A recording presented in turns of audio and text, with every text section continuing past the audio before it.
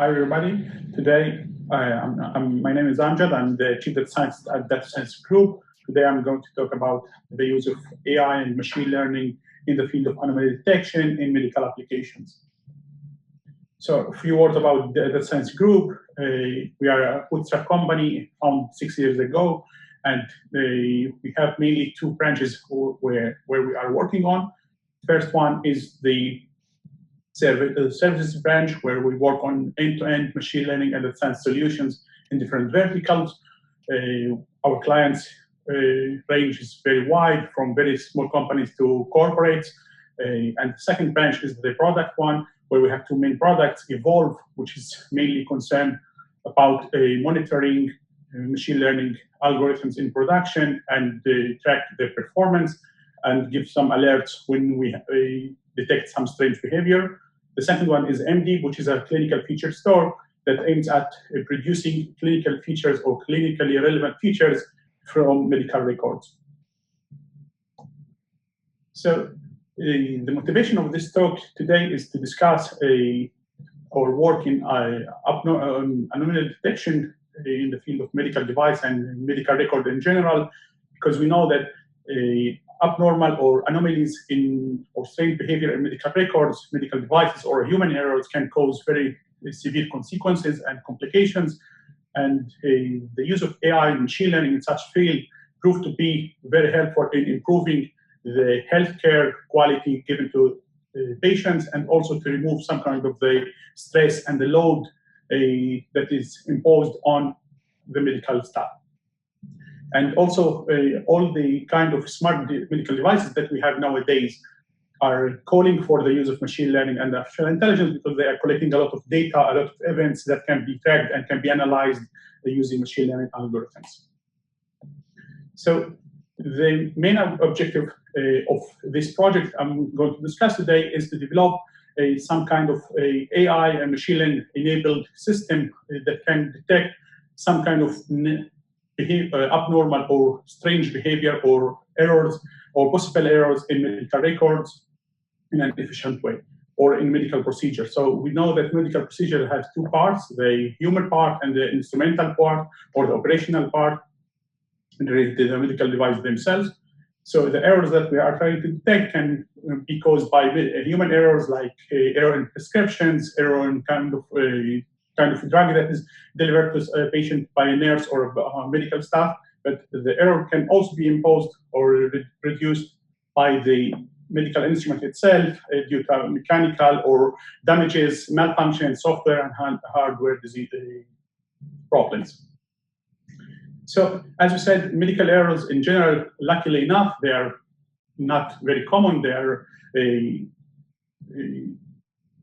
kind of very rare events. So we treat them from machine learning terminology as anomalies or errors, or anomalies. Let's say it's better to say it's like anomaly. So anomaly is kind of a data point that is deviating from expected behavior or from the normal behavior that we are expecting to see. And these kind of outliers or anomalies can have very severe consequences in different fields, like some kind of cyber attacks coming into the network, fraud transactions in credit cards, some kind of medical errors, strange behavior detected in medical image processing or in some kind of videos, and so on. Or even in the topics in the field of text mining, some kind of detecting of strange or new field or new topic that is coming around. If we can detect it and track it, maybe this will give us some kind of good insights.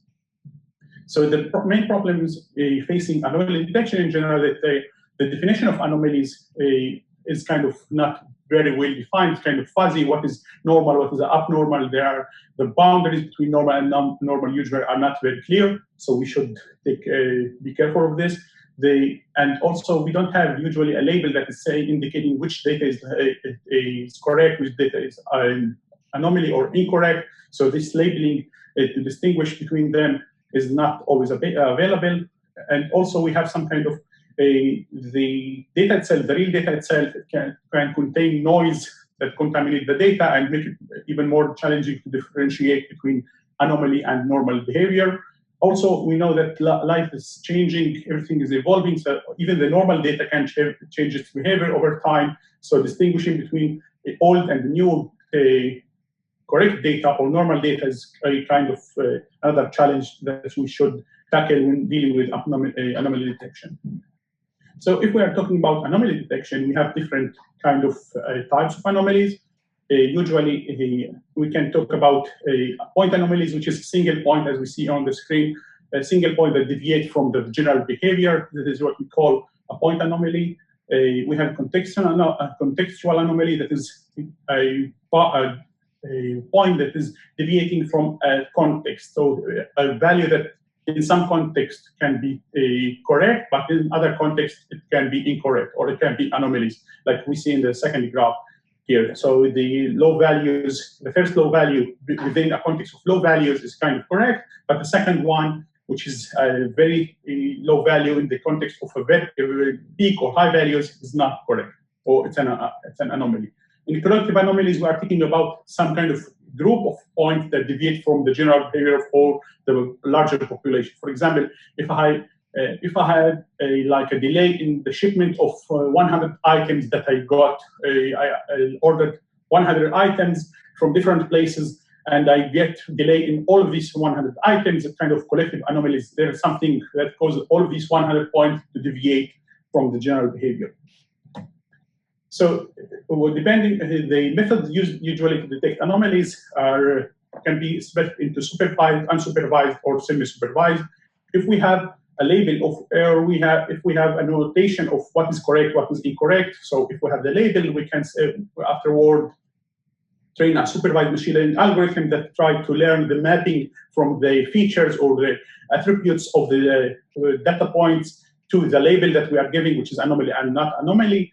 Then afterwards, once we train the model on this kind of multiple or thousands of examples, millions of examples, we can use and apply this algorithm online or on a new data set that we haven't seen before to predict its output, if it's either anomaly or not anomaly. But usually the case is not this one, because data comes usually unlabeled. We don't have the label of the notion of what's correct, what's incorrect. So usually we use unsupervised methods. What are also unsupervised methods?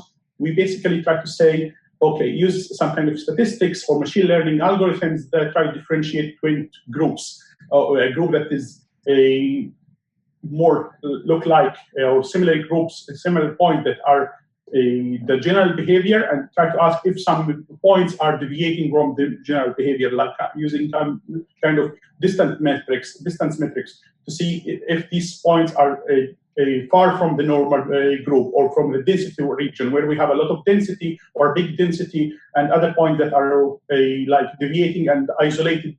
So we can say that they are deviating from the general group and they are distant, far apart from the general behavior, and we can say that they are unsupervisedly. We label them as anomalies. So in our case, we are talking about medical device anomalies, which can be a kind of trying to detect if there is a disease outbreak in a specific population or specific subject, or we try to detect if there is some kind of strange events in medical devices or in the instrumentation itself. So the main challenges in medical devices or in medical anomalies, like in other fields, that the anomalies are not labeled, so we don't really know what is error, what is anomaly. We have to approximate it. We have to try to detect it or ask if it's statistically different from others, or using a machine learning algorithms besides statistics. And one main important thing in medical anomalies that they can have very high cost. For example, if the algorithm is incorrectly classify a point as not an anomaly or not an error, and this error can be like a description given to a patient, so the patient is given an incorrect drug, this will have a very huge consequences. So it's a very critical point. And also the medical data by itself is very complex. It's very a kind of temporal spatial data. You have historical data that you have to take into account, the context of the data, the sequence of events. So it's a very complex data that usually need a kind of special processing and specialized algorithms and the domain knowledge before starting processing it. The data that we are working with today is data coming from logs, operational medical events on medical infusion pumps. The operational events are kind of things related to the operation of the pump itself, the status of the pump, all kind of errors or kind of events like indicating the hardware and software status of the pump itself, but also medical events that indicate the kind of all of the treatment or the medical procedure that is configured in this pump in the specific infusion that we are trying to analyze. Here we are talking about the data we are using is kind of millions of events. Each set of events composing an infusion, a set of infusions. So within these, from these hundreds of millions of events, we are talking about millions of sequence of infusions, because each infusion is kind of sequence, as we see here. It's kind of thing that is common between different medical devices, where we start with choosing the medical procedure that we want to perform. Then the medical procedure will have a kind of parameters that we need to set. After we set the parameters, we start the medical procedure, the medical procedure will continue till it's completed, or we get an indication of it's completed. Between the run or between this running or triggering the medical procedure till the end, we should keep an eye on the medical procedure itself from the medical and the operational sides to see if any kind of unexpected or strange behavior is occurring, any strange event is popping up, and we should try to alert if we suspect that there is something wrong going on. So as we said, we have our data is unlabeled. So we try, based on statistical methods, we try to label the data based on all kind of distributions, similarity metrics, distance metrics between groups, the density of the groups, the frequency of the frequency of the medical treatments or the medical procedure in a specific department or a specific hospital. All of these kind of statistical or information, these features are used altogether to define or to get an approximation of what is correct or what is incorrect. After we label our data, we used machine learning, supervised machine learning algorithms in order to predict for the future. So once we train the model is deployed on new events and new sequences and try to predict if the event we are looking at is a correct or an anomaly. So as we said, we are talking about sequence of events. So we went for machine learning and deep learning algorithms that are suitable for sequence prediction or sequence data. Mainly, deep learning algorithms are very suitable for such things because it can give you at each timestamp based on the historical events or the sequence before this event. It tries to predict if the current event is correct or anomaly. And these kind of algorithms, either recurrent neural networks or convolutional neural networks, are really able to attend what we call in machine learning lingo the attention mechanisms. They look at the different parts of the sequence and try to give different weights. Maybe the last event is not the most important one in the sequence in order to predict the next event. So they try to attend for different parts of the sequence in order to give you the final prediction. Okay, so as we said, the data we started with is not labeled. We don't have a real label for the data, but we generated the label. So in order to be able to train machine learning algorithms that are supervised, as we said, we used a proxy, or we generated the label using our domain knowledge and statistical methods and all kind of these things.